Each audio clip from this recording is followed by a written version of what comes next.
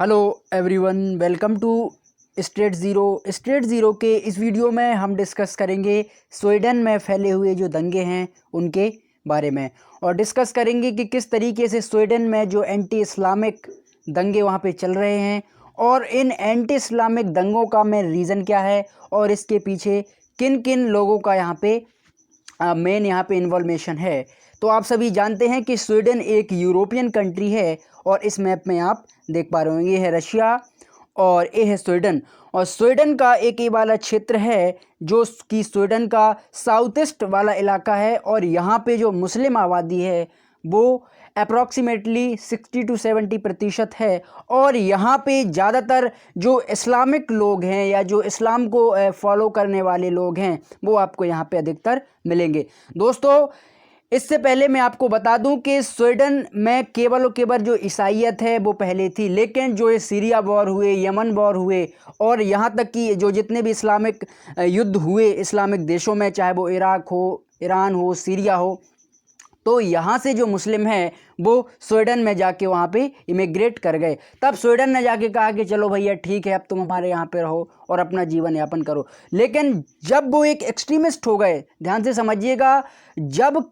किसी भी कंट्री में किसी एक समुदाय की संख्या जब अधिकतर होने लगती है तो वो एक कट्टरपंथी सीमाओं पे जाके उतर आते हैं। और ज़्यादातर वो चूँकि धर्म का सहारा लेते हैं और ज़्यादातर और धर्म के नाम पर लोगों को भड़काने का, लोगों के खिलाफ एक नई आइडियोलॉजी पेश करने का सहारा लेते हैं। इस बात को स्वीडन की गवर्नमेंट और स्वीडन के जो ऑफिशियली सिटीजन हैं या स्वीडन के जो वास्तविक नागरिक हैं उनने इसको देखा, तब उसके खिलाफ उनने मुहिम छेड़ दी कि भैया हम तो इन्हें बिल्कुल भी नहीं रहने देंगे, जिन्हें हम राइट विंग कहते हैं। राइट विंग का अर्थ होता है सत्ताधीश, जो कि सत्ता पे बैठे हुए लोग हैं। उन्होंने कहा भैया इन इस्लामिक लोगों को हम बिल्कुल भी नहीं रहने देंगे और जहाँ से भी ये लोग आए हैं, चाहे वो इराक हो, ईरान हो या सीरिया हो, बगदाद हो, कहीं से भी ये लोग आए हों, इन्हें हम वहीं वापस जाके भेजेंगे या इन्हें वहीं वापस जाके हम कर देंगे। क्योंकि हमारे देश स्वीडन में बहुत ज़्यादा ये अलगाववाद फैला रहे हैं, आतंकवाद फैला रहे हैं और पूरा उन्हें ऐसा स्वीडन की जो ऑफिशियली सिटीजन हैं उन्हें ऐसा लग रहा है कि जो बाल्टिक कंट्री हैं या हम नाम लें जिनका, जैसे फिनलैंड हो गया एंड लिथुआनिया हो गया, जो कि रसिया के नेबर कंट्री हैं और एक समय ये कंट्री यूएसएसआर के मेन मुख्य सदस्यों में से एक थे। लेकिन जब से रशिया से अलग हुए तब इन लोगों ने आपस में जो एक हम कह सकते हैं कि जो छोटी छोटी कंट्रियाँ, नॉर्वे, स्वीडन, फिनलैंड, ये लोग आपस में एक भाईचारे के तहत रहते हैं। लेकिन इन्हें एक डर है कि कहीं हमारे यहाँ पे देश में पूरा इस्लामीकरण ना हो जाए, पूरे में इस्लाम ही ना फैल जाए। मुस्लिम अधिकतर चूँकि आबादी ज़्यादातर बढ़ रही है तो इनका ये काफ़ी इन लोगों को खतरा है। तो जो राइट विंग वाले लोग हैं, यानी हम बात करें जो सत्ताधीश वाले लोग हैं, उनने यहाँ पे दंगे छेड़ने चालू कर दिए। अब स्वीडन में जनरली ये होता क्या है कि स्वीडन के राइट विंग के जो लोग हैं उनके ही सरकार के कुछ लोग या राइट विंग में बैठने वाले कुछ लोग इस्लामिक, एंटी इस्लामिक तरीके से इस्लाम का विरोध करते हैं और कई प्रकार से सोशल मीडिया में अपना प्रदर्शन करते हैं। यहाँ तक कि यूट्यूब में इनके बहुत सारे ऐसे वीडियोज़ पड़े हैं जो इस्लाम के ख़िलाफ़ हैं, इस्लाम में लिखी हुई आयत और कुरान के ख़िलाफ़ भी बोलते हैं। चूँकि इस्लामीकरण सख्त से सख्त नफ़रत करते हैं और इस्लाम के लिए काफ़ी बुरा भला ये लोग कहते हैं। तो अब चूंकि फिर अधिकतम अब यहाँ तक तो चलो ठीक था कि इस्लाम को ये लोग बुरा भला कहते थे या इस्लाम के प्रति अपनी बात रखते थे, चाहे वो फेसबुक पर हो, व्हाट्सएप पर हो या फिर यूट्यूब पर हो, इस जगह बड़े बड़े प्लेटफॉर्म पर। लेकिन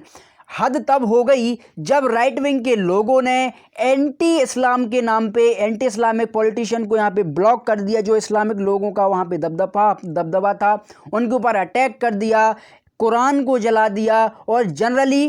कुरान को जला करके बीच चौराहे पर उसके एक लोगों का जमावड़ा जोड़ करके, आप यहाँ पे देख रहे होंगे इस इमेज में कि चारों तरफ आग ही आग है और लोग यहाँ पे कुरान को जला करके काफ़ी यहाँ पे खुश हो रहे हैं और एंटी इस्लामिक यहाँ पे नारे लगा रहे हैं। जैसे ही इस्लामिक लोगों ने ये चीज़ें देखी तब वो भड़क उठे और भड़क करके उन लोगों ने गाड़ी के टायर जला दिए, बसें जला दी और बहुत बड़ा यहाँ पे हंगामा खड़ा हो गया। तब इतने में पुलिस ने लाठी चार्ज करना चालू किया, आंसू गैस छोड़े। इस तरीके से उसको कंट्रोल करने के लिए बहुत सारे हथकंडे अपनाए और यहाँ तक कि 10 लोगों को यहाँ पे अरेस्ट किया और पुलिस के ऑफिसर जो पुलिस के ऑफिसर्स है वो भी इससे इंजर्ड हो गए और जो मुस्लिम दनिश पॉलिटिशियन हैं उनको यहाँ पे ब्लॉक कर दिया attending the Korean burning and rally police by the side in Saturday. यानी सैटरडे को पुलिस ने जो कोरियन वर्निंग रैली है इसमें काफ़ी ज़्यादा यहाँ पे हंगामा किया और तब जाके जो इस्लामिक लोगों ने अपना विरोध प्रदर्शन किया अपने अपने धर्म को बचाने के लिए काफ़ी यहाँ पे सरकार के खिलाफ नारे दिए, काफ़ी चीज़ों को यहाँ पे उनको भुला भला कहा और ये चीज़ें सब चल ही रही थी कि जो 300 लोगों ने फिर जाके यहाँ पे कनेक्ट होकर के और एक फिर से प्रोटेस्ट करना चालू कर दिए इस्लामिक होली बुक को लेकर के। यानी जो इस्लाम के ही लोग हैं, ध्यान से समझिएगा, पहले जो राइट विंग के लोग हैं उन लोगों ने इस्लाम को बुरा भला का ऑफिशियल सोशल मीडिया पे और जहाँ जहाँ भी जो प्लेटफॉर्म्स हैं, उसके बाद उनकी कुरान को जलाया। फिर इस्लामिक लोग यहाँ पे अलग एक उन लोगों ने अपना संगठन बनाया 300-400 लोगों ने और इस सरकार के खिलाफ जाके बोलने लगे और बुरा भला कहने लगे और जो सरकार के ऑफिशियली स्पोकमैन है या जो पुलिस के ऑफिशियली ऑफिसर्स हैं उनको बुरे तरीके से ट्रोल करने लगे और इस तरीके से काफ़ी यहाँ पे प्रोटेस्ट आगे बढ़ गया और इस पर जो स्वीडन के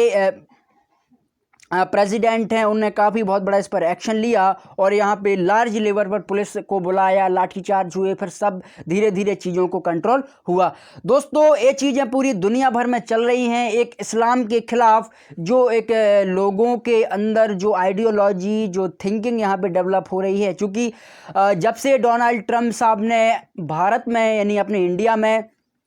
जो उनका ऑर्गेनाइजेशन हुआ था फॉर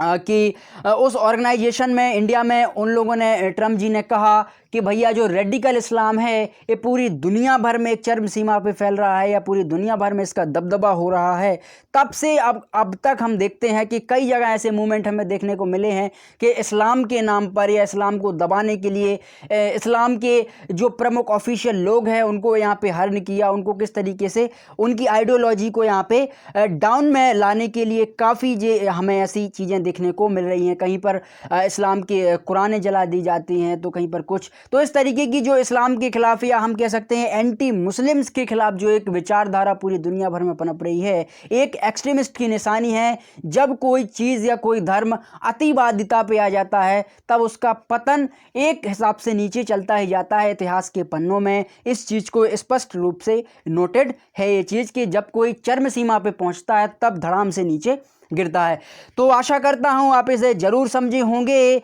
और इससे संबंधित जो भी यहाँ पे अगली न्यूज़ आएगी मैं आपको समय समय पे पेश करता रहूँगा। और अगर आपको ये वीडियो पसंद आया है तो चैनल को ज़रूर सब्सक्राइब करें, फ्रेंडों के साथ भी आप शेयर करें जिससे वो भी उनका भी ज्ञानवर्धन हो सके। Thank you.